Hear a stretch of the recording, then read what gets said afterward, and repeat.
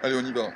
Bon, donc on avait rendez-vous avec le ministre de l'Agriculture suite aux actions qu'on avait lancées avec les JA depuis maintenant une quinzaine de jours, qui consistaient à dénoncer à la fois la pression normative et le fait que dans bien des endroits on marche sur la tête quand on parle des sujets agricoles. Ces actions, on l'a rappelé au ministre, se sont déroulées dans, euh, dans le respect des biens alors qu'il y avait une très forte pression. Une manifestation de viticulteurs avec 5000 personnes à Narbonne qui se passe bien, ça s'était pas vu depuis longtemps.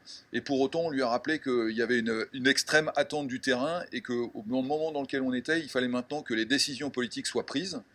Le ministre nous a indiqué qu'il avait rendez-vous demain avec la Première ministre pour parler de ces sujets et que nous verrons avec le président des jeunes agriculteurs Arnaud Gaillot, la Première ministre, mardi en fin d'après-midi, pour que nous puissions savoir très concrètement ce qu'elle entend faire sur sur les différents sujets qu'on a portés.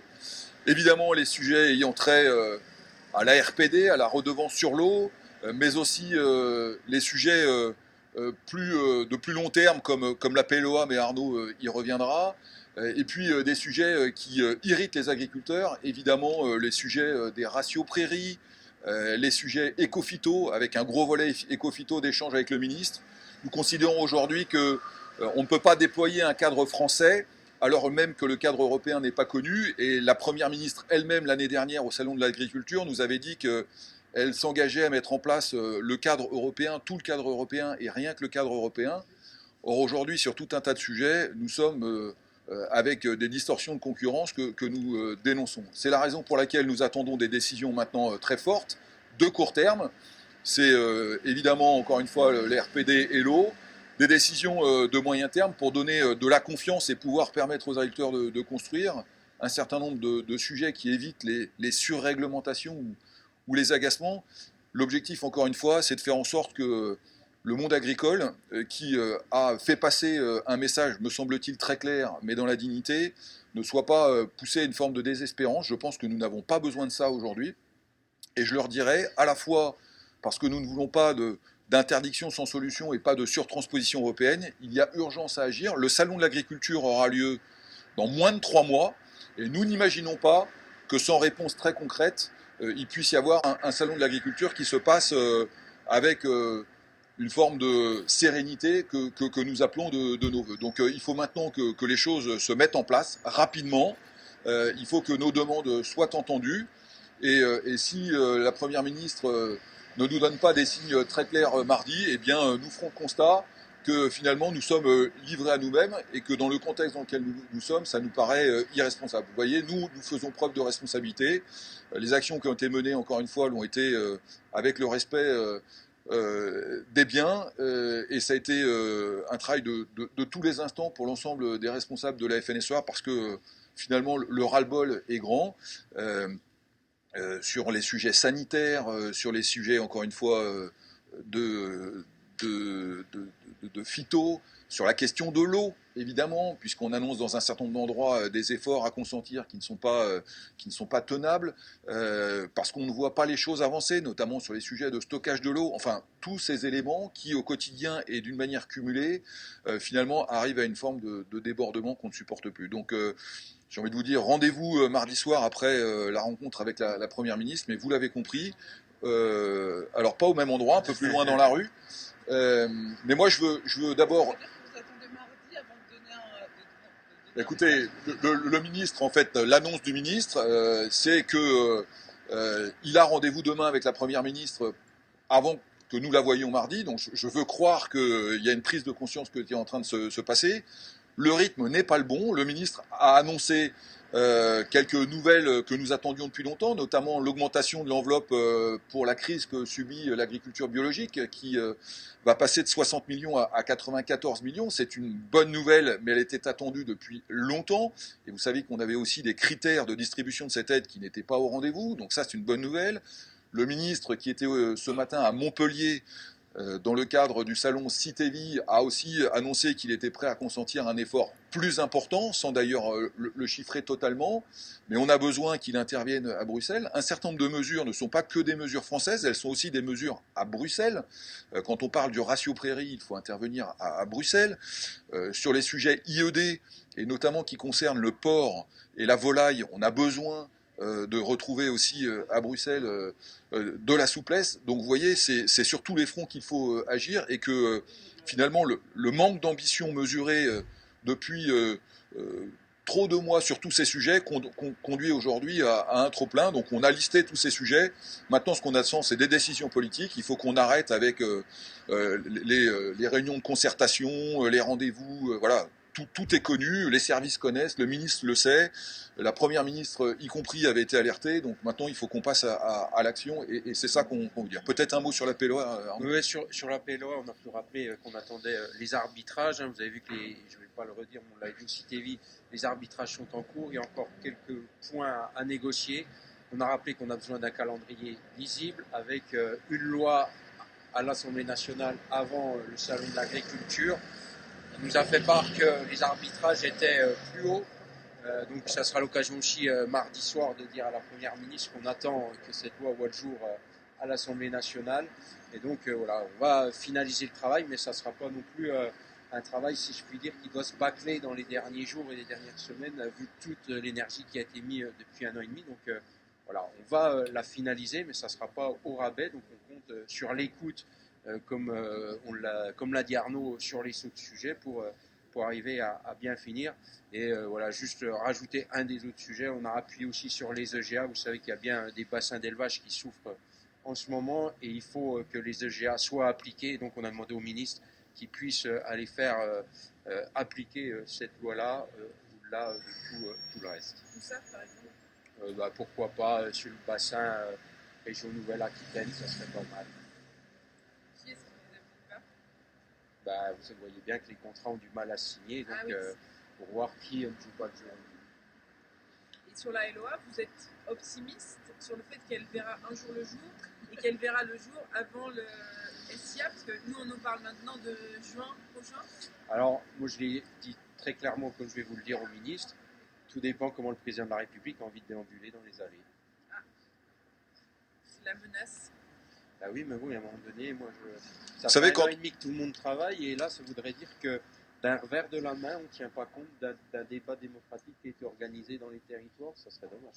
On nous avait dit avant l'été 2023, puis au mois de septembre, puis au mois de décembre. Maintenant, donc en fait, le sujet, c'est juste la crédibilité de la parole publique. Voilà, on peut comprendre qu'il y ait des agendas parlementaires par ailleurs avec un certain nombre d'embouteillages de loi, mais à un moment, il faut nous dire les choses.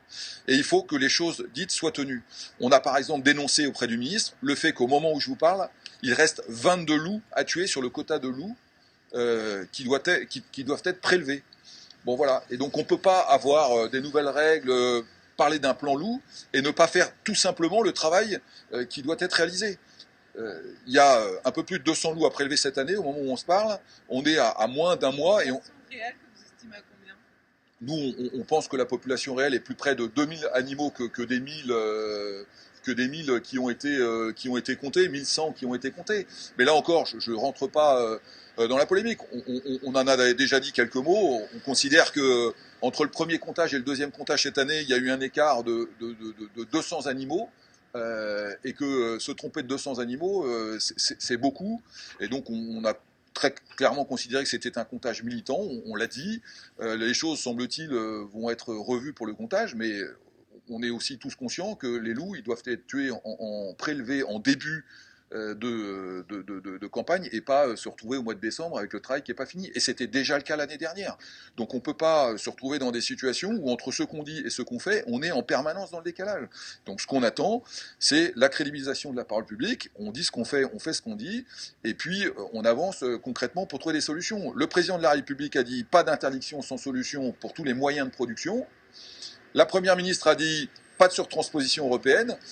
Et donc maintenant, il faut que les choses se mettent en place. Et donc il faut que sur tous les sujets qu'on a énumérés, on ait une forme de crédibilisation des propos tenus au plus haut sommet de l'État. C'est ce qu'on redira à la Première ministre. Et c'est le message qu'on fera passer auprès du président de la République. On a besoin d'une vision pour notre agriculture, on a besoin d'une ambition, on porte la souveraineté alimentaire et tous les jours, on a un certain nombre de boulets aux pieds. On aurait pu, évidemment, on a abordé le sujet, parler du Mercosur. On ne comprend pas, alors que on a été très clair sur tout un tas de sujets, que on nous explique que probablement d'ici quelques semaines, l'Espagne qui préside aujourd'hui aux destinées de l'Europe veuille faire passer ce sujet. Ne pas importer l'alimentation que les Français ne veulent pas, c'est aussi pour nous très important. C'est pas nouveau, donc il y a le combat pour le prix, mais il y a aussi le combat pour qu'on puisse avoir une forme de cohérence, notamment pour les secteurs de l'élevage. Voilà, donc tous ces sujets se cumulent, se cumulent, se cumulent. Tout le monde nous fait part de sa compréhension. Maintenant, il faut que les décisions soient prises et que la ligne soit comprise avec le cadre européen, tout le cadre européen et rien que le cadre européen, et pas des boulets aux pieds pour les producteurs agricoles français encore. Qu'est-ce que vous avez obtenu pour résumer de ce rendez-vous avec le MASA ce soir? Ah ben, on a obtenu le fait que le ministre allait être notre porte-parole auprès de la Première ministre. Donc, de notre point de vue, pas de réponse suffisante sur... en tous les cas, il ne faut pas penser que les agriculteurs qui se sont mobilisés depuis 15 jours vont se contenter d'un rendez-vous chez le ministre. Ça, c'est juste pas possible. Donc le ministre nous dit, je vois la Première ministre demain, nous verrons tous les deux la Première ministre mardi soir. Eh bien écoutez, j'attends avec intérêt ce que nous dira la Première ministre. Mais on ne peut pas en rester là où on en est aujourd'hui. Et je pense que face encore une fois à l'esprit de responsabilité qui a prévalu dans cette mobilisation depuis 15 jours, on peut pas laisser les gens comme ça, sauf à considérer que on veut aller plus loin. En tous les cas, vous l'avez compris, tout le monde est déterminé. 100% des départements se sont mobilisés. Il n'y a pas un endroit en France où il n'y a pas eu une action. Et donc je pense que ça s'est fait. Vous êtes optimiste, pardon, sur la suite? Vous êtes, pour l'instant, vous êtes juste prudent? Il faut rester prudent, mais on espère quand même que dans un pays comme le nôtre, on ne va pas jouer au jeu dangereux d'aller chercher la confrontation. Ça serait complètement irréel. Et en plus, avec un objectif de dire qu'il faut attirer 200 000 jeunes dans le futur, il faut que le gouvernement remette le pays à l'endroit, si je puis dire, qu'on arrête de marcher sur la tête. Et est-ce que l'agrivoltaïsme a été évoqué, puisque c'est un sujet important qui agite la profession? Non, parce que l'agrivoltaïsme, tant qu'on n'a pas le décret, voilà. Donc pour le moment, on a pris les sujets qui sont sur la table. Ce sujet est un sujet important, mais il n'a pas été évoqué ce soir. Vous avez compris que la plupart des sujets qu'on évoque ont d'abord comme cœur de problématique le sujet de la norme. C'est ça aujourd'hui. Il peut y avoir des sujets financiers, il peut y avoir des sujets, voilà. Mais le premier sujet, c'est ce ras-le-bol normatif. Le président de la République lui-même l'a dit concernant les sujets environnementaux. On a besoin d'une pause normative parce qu'aujourd'hui, ce qui se cumule n'est plus tenable. Et pour un certain nombre de nos collègues agriculteurs, les pousse mécaniquement à se retrouver en infraction. C'est pas tenable, c'est pas possible. Voilà. Donc rendez-vous mardi. Est-ce que le sujet des transmissions des exploitations a été évoqué? Non, non plus. Ah, c'est dommage, ça fait partie de la LOA. Le sujet de transmission dans la loi, il est marqué, il est clair. Les propositions sont faites, elles sont plutôt reprises dans le projet de loi. En fait, le problème qu'il y a, c'est juste que ce coup-ci, il faut qu'elle voie le jour pour que derrière, on puisse avoir un PLF, ce coup-ci 2024, ambitieux financièrement pour accompagner ces mesures-là. On n'a pas été sur le contenu de la PLOA, on a été sur le calendrier, parce que ça fait 3 fois qu'on la repousse. Si vous voulez, ça reste des choses 2025. Oui, pour 25, oui, parce qu'on a fait le 24-25. Ah ouais. Vous avez bien, ça suit, c'est bien. non, mais voilà, et si vous voulez, sur la PLOA, on reste, après voilà, on est dans les dernières pièces du moteur, donc vous savez ce que c'est, il reste un ou deux gros sujets à finir d'arbitrer, mais honnêtement, sur la globalité, on est plutôt dans l'esprit de ce qu'on a porté tous, et qui a plutôt été bien repris, et ça a fait des consensus sur les territoires, et pourtant plusieurs nous prédisaient de ne pas y arriver. Bon, ce coup-ci, ça serait dommage que ça soit ceux qui soient tout au-dessus de l'État qui nous fassent capoter. Qu'est-ce qui manquerait encore dans les dernières pièces là, Il faut qu'on finisse de savoir comment s'articule France Service Installation sur qui fait quoi comment, que les régions aux côtés de l'État aient leur vraie place avec les chambres, et après qu'on finisse d'aborder un ou deux sujets sur le pacte. voilà, qui reste ça. Nous, ce qu'on veut, c'est un pacte, comme ça avait été dit, qui permette d'attirer des gens dans le métier avec des moyens de production et après, oui, avec les transitions qu'il a besoin. Mais, voilà. Vous avez parlé d'une enveloppe supplémentaire pour l'agriculture biologique Oui, absolument. qui a été annoncée ce Oui. soir, du coup. Oui, enfin, ce matin. Il l'a réaffirmé. Ce matin. On a aussi évidemment parlé des 4% de non-production, hein, qui sont un sujet européen sur lequel on est attendu. Voilà. Je suis désolé, mais on va devoir vous quitter. Merci à vous.